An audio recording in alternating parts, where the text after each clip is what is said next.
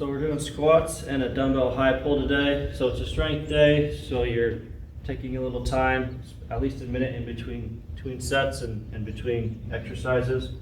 But if you're going to do a barbell back squat, your hands are going to be wide outside your shoulder width.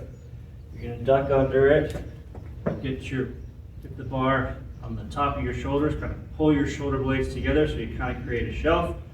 Take your breath in, and then as you breathe out, kind of stand up, or you will stand up there. If you're using a box, step your feet back to the box. And you kind of want to position the box so you take about a step back and you're maybe a foot away from the rig. You don't want to be too far. But your feet are about shoulder width apart. Your big toes, your heels are planted on the floor. And you push your knees out to kind of screw your feet into the floor. And you're going to sit straight down and stand up. Knees are pushing out a little bit. And you're pulling your elbows down towards your ribs. That kind of creates some stability in your spine. And you're trying to have your box height be so that way when you sit down, your thighs are about parallel or even below if you can.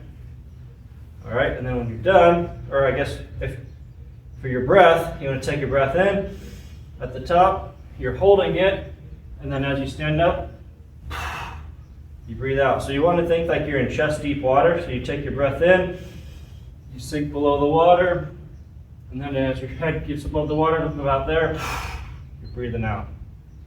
All right, when you step forward, go forward until you hit the rig, and then squat down, okay? That way you make sure that you hit the rig and you don't miss it. If you stop here and try to lean forward, there's a chance you can miss the J-hook, and that's probably just not great for your back to lean forward like that.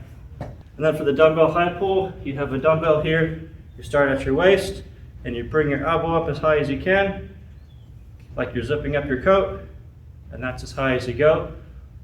So you're not kind of coming up and curling out like that.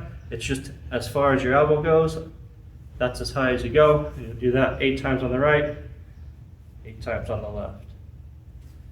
Keeping it right in front of your chest.